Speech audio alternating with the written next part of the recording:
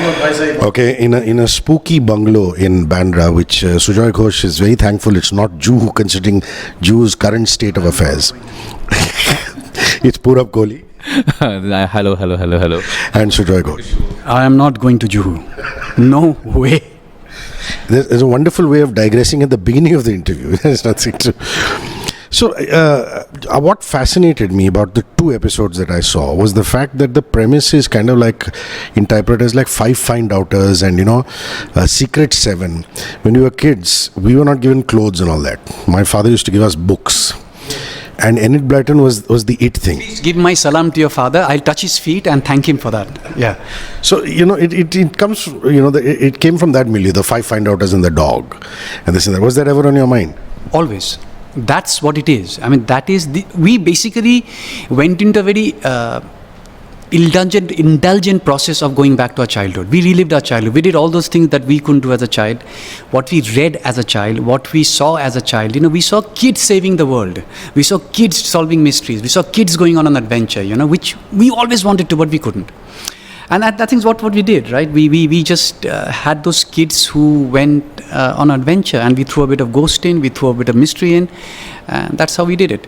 So have you played a screen father before, or is this the very first time, or have you done that before? No, I've played a screen father before. In what? I did It's Not That Simple last year, which was a father of an older child, actually, almost 18, 19. But I haven't seen it. But he has no sort of fatherly feelings, because he doesn't even know that he has this child. She appears out of nowhere. So it's a very different sort of father, where here he's the single father of this child who's grown up in front of him, and he's been responsible for her 9 years of her life. And so it's a very different sort of relationship. He's not discovering, this guy loves his daughter, and he has that, you're a father too, and you know how it is.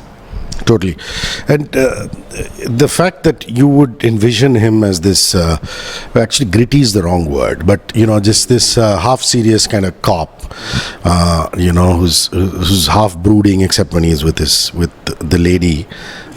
What's her name? The actress, really good actress. Palomi Ghosh, or when he's with Sam, with his daughter. So you could visualize him as that. Initially, it took me a while to visualize. Because I was seeing Magnum in my head. Okay, that's my benchmark, or Indiana Jones was my benchmark to create a character like that. And I didn't really see Purab, because I always saw Purab as somebody very young for some weird reason. He keeps telling me, I'm this age, I'm that age. But to me, he's this little kid whom I knew since my brother Nikhil days. This damn Channel V VJing business. I tell you, it's like a really bad hangover. तो बच्चा मैं देखा, मुझे लगा ये all day long. बच्चा कैसे बाप बन सकता है? But then again, I think I was being very unfair to him, because at the end of the day, he's an actor, and he should be able to do whatever I give him to do. Even if I ask him to play a woman, he should be able to play a woman. The first role I ever did in my life was that of a woman in a school play. Wow, that's amazing. And a very important part. I was cleaning rice through the whole play. So, and then we gave him that look, the ruffled hair and the mustache and unshaven look. And I think he did beautifully. And because, my thing is, I was not looking for a police officer. I was looking for a father. I was looking for a father who's seeing his daughter growing up, who's learning to cope with her demands, and yet didn't know how to do it. Like most of us, when I had my daughter, I didn't know some of the things, how to handle those things. And I saw, and I thought, and he did it beautifully. He brought that out beautifully. Yeah, he's done a great job. So, you filming close to home? I know you live in Goa. Yeah, it was great. I moved to Goa in the end of 2011, and I was living there for about 3 or 4 years. Now, of course, I don't live there anymore, but this was the first time I got a full shoot for like 2 months in a place out of Bombay that I had a home in. So I was not staying in a hotel. I was coming back home every day, and it was absolutely lovely. No traffic jams, no sitting in the car for 2.5 hours. You arrived home in complete silence in a little village in Goa that you live in, and it was really sort of refreshing for me. I came back every day on the set, feeling energetic, feeling like giving, feeling like sort of going out there, because this unfortunate dealings of a large city, which kind of weigh you down by the time you get to your work and your place of vocation. I think it's nice to have that.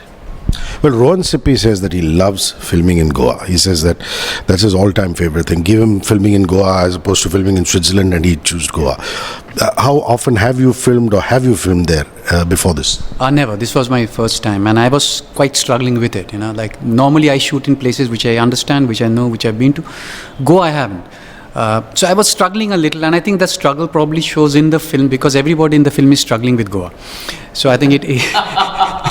So Yeah, actually, that's a very interesting point. yeah. So it actually worked out well. Sometimes these things help, and I needed that isolation, that community, that culture of big villas. Lot of land, little ferry to get my treasure island there. It's all these books that you have read growing up, and you create these kind of little images in your head. And Goa kind of helped me to get those images right, Well, I mentioned Enid Blyton. You read Ray when you were growing up? What do you read? Everything. Ray, Enid Blyton, Hardy Boys, Biggles, and Nancy Drew. I've read things which I'm not supposed to read, like Mills and Boons. I've read things which, everything. I mean, there's nothing I haven't read when I was growing up. What about you? What do you read? Hardy Boys, Famous Five. Famous Five, like Sujoy says, that he didn't have the opportunity. We used to have a group, we were growing up in Lonavala, and we had a group of 5 kids and a dog, and we were exploring old houses, rundown properties, lots of them in Lonavala, which now all been taken over and become some fancy new structure. But when we were growing up, they were still sort of colonial kind of houses which had fallen apart and fallen down, and we would go into adventures through it, go look for waterfalls, try and find a cave, go into these forested areas which at that point had leopards. And we were in the age group of, I was one of the younger ones, but there was even younger. There was one boy who was about 5. I think I was about 7 and 8, and my sister was the oldest, who was about 11 or 12. So this was our gang, and there was more than 5 of us. There were about six of us. There was one who came in and out all the time, the youngest one, because sometimes he wouldn't come with us. And we used to have a blast. It was like an adventure every day, and those are the best years of my life, because that's when I go back to Lonavala. Of course, now it does make me cry, because all those places we explored has now become some housing complex. But it's just been, it's the best memories of my life. It just takes me back when I'm there to the times we had. One compliment I want to give you as a filmmaker, amongst the many that I've given you in the past, is that you've created a feeling of great unease. Even when nothing really is happening, and maybe he's just having a word with Mahua's character in the police station, or maybe he's just chatting with his daughter while he's walked into the room while she's reading a spooky story or something like that. There's always a feeling of unease, ke abhi kuch hoega, which is a fantastic thing to do. Yeah. Did you want that, or it just happened per chance? Sometimes viewers just get stuff that directors don't mean to. Sometimes, yeah, but I wanted it. That feeling of unknown was very important for me. See, because again, I keep saying this, I cannot actually instill fear in you, Hrishikesh. I can never instill fear in you. You have to do that yourself. So only if I create that environment, you create that fear in yourself. Because I don't think any human being can create fear in another human being without I'm actually succumbing to it. So I think that's what we did, and so that's how we shot. So every time we shot something, there was always a window outside. So you would think somebody would come through the window. So it was a design, but it wasn't an obvious design. So somewhere that helped. And as a thinking actor, you'd also appreciate that. There are ways to do horror. Though I disagree. It's not a horror series. It's not. It's one of those ghost stories. But I'm just saying, when people approach directors in the past, for example, Ramu used to make all these horror films where it was all about the sound, and everything used to fall and crash. I've done one of them. So that whole Ramu school of horror, and that there's this where there are sounds, where there's a and this and that, but it's not overpowering, but at the same time it just sucks you in. So the use of sound in genres like this. Well, to watch, I hate the sound effects because they actually scare me. When I watch horror films like this, I don't shut my eyes because the visuals don't scare me so much as the sound. But coming back to Typewriter, I think that's the genius of this series, is that, in fact, I called him when I saw the first episode. I said, before even the horror could impact me, I was so woven into the characters that you had sort of put together that I was tied up with them. I was wanting to see their lives. So for me, that was a bigger hook and a bigger reason to watch the show than anything that's going to scare me or hide by the end of the first episode. Of course, a lot of people are going to come in to try and get that excited effect, to feel that, and that's why they'll watch it. But that's the meat. All of this is the fried stuff outside that makes it crispy to bite into the meat. But the meat is really the essence and the story and the characters and their lives, and you get involved with it. And I guess that's what you want as an actor. You just don't want to be the special effect or the thing that sort of happens. You want to be seen as the meat. And Sujoy, with Purab's casting and Kochar's casting and Mahua, all that is great. But getting kids to act is not an easy thing. In an era of attention span deficits, they get a little restless if you don't keep them preoccupied. I'm sure you got lucky because you've got fabulous kids in there. But how long did you spend casting? Did you hire a casting guy? I mean, I'm sure you must have also sat on it. Yes, absolutely. Kids were, somewhere I read, Shotyajit Ray once said, okay, if you can get kids to act, you can get anyone to act.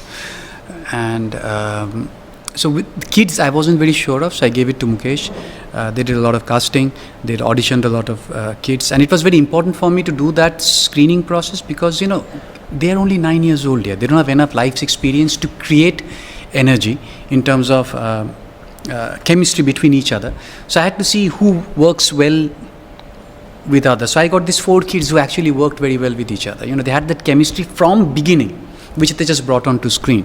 I don't think I would have been able to create the chemistry on screen if they didn't know each other. So I think that I went through that process of auditioning, screening, spending a little bit of time with them, and then throw them in the deep end. And you're absolutely right. And these kids were much more talented than I was, and they took that characters to another level. I don't know what happens eventually, which is actually a good thing because radio presenters tend to give out spoilers. But in the couple of episodes, I like the interplay between your character and Mahua's character. I mean, you're looking at her and smiling in a particular way, and she's looking at you and smiling in a particular way. And it's obvious that all these different characters are... Jenny. Her name is Mahua. No, her name is Palomi. Palomi. Beg your pardon. Palomi and you, which is Jenny, and you look at each other and things like that. And obviously there is the spooky villa, which is the Bardes villa. So amongst your equation with all these actors, I know you know Kochar from before. Do you know Mahua? Do you know Jenny? Or do you meet the first time Palomi? Jeez.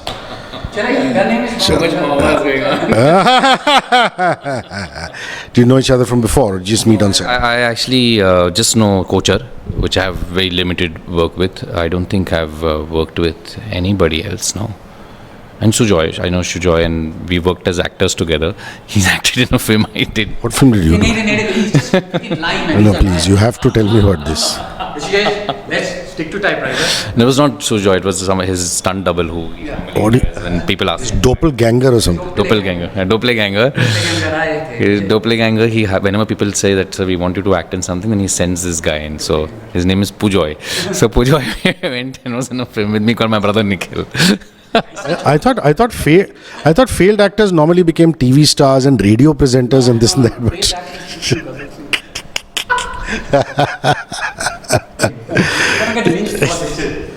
So you worked together, fine. So let's make it easy on him. Yeah. So him and Kochar. And Kochar, there's nothing really that I had. I think some scenes where we're just sort of saying hi, hellos to each other. There's no sort of... Yeah, but everybody else was first time. But it's nice. And on day one, you pretty much realize that everyone cast is going to deliver something. And as an actor, you're also sort of working with the other actor, what they're feeding to you and what you're feeding back. And it was really a lot of fun, actually. And I've had some nice moments with when you see even with Amit Roy, which is Jishu's character. So there's this build up. There's the good guy and the bad guy, and then suddenly you see them meet, and that scene was quite lovely. The one in the... I mean, I've also not seen it actually, but I've done it. I thought he was spectacular in that Lou scene. When he murders that guy. For all practical purposes, he does. But I'm just saying. Yeah. But there's this one scene that we both have together, and then which goes on to becoming the climax, and it's lovely. It was just lovely acting with him because he also is a spontaneous sort of actor that works with what you're giving him, and I think when I was following that, at least for this one, and it was really fun doing that bit with him. Yeah, and the logical question to ask is, why isn't Jishu doing more work out of Tollygunge and places like here? You're casting him. He's a fantastic actor. He is. This question, I guess, he would be a better person to answer. But I think the approach he has taken is very nice. I think right now he's doing acting in Hindi in roles which he would enjoy doing. So it doesn't matter what kind of role. So he caste, creed, religion, no bar. He'll do anything. So which is great. He's enjoying himself. So I think that's how he's going to develop here in Bombay. So how many? You don't even call them episodes. You call them stories, isn't it? Story 1, story 2. So how many in this particular season? This particular we have 5, and hopefully, if you like it, we'll have more. And I love the fact that I saw Kamaljit sir.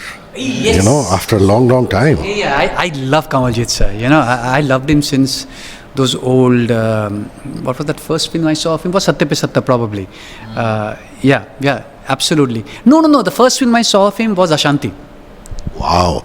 Which was Shabana Azmi and Zeenat Aman and Charlie's Angel. Remember that? They used to kick butt, those 3 women. The first time I saw Kamaljit, and that song he does, great stuff.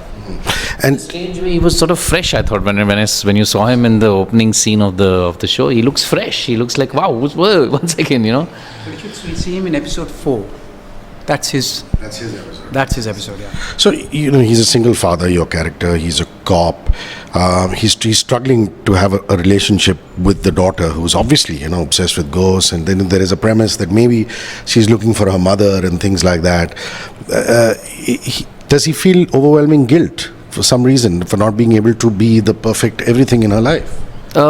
Firstly, I'll say he's not struggling to have a relationship. He has a relationship, but he's struggling to define that. Yeah, he's struggling to which part do I take.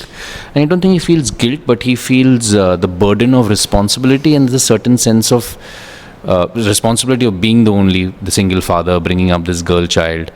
And then at the same time wanting to be the friend also. So there's that's the conflict that Ravi really has essentially. He has this one side of him which is a responsible cop doing his job and doing it well. And the other side is this playful father that he wants to be with the girl. And I think that's his conflict, and that's what he's trying to get through and get past and trying to find with his daughter. And because even while he's investigating all the murders that are happening, his sort of matured adult self is telling him there's no ghost and all that. Come on, this is ridiculous. But at the same time, his daughter believes it, and these funny things are happening. He's also saying that his sort of believable, purer side probably is saying that, hey, maybe this is possible, ho sakta hai. So that's his thing going on even in that front. So not only with the girl, it's even there the conflict. These two parts of him that are sort of trying to find which is the right path. The typewriter is a really important symbol, obviously, because Kamaljit is a writer.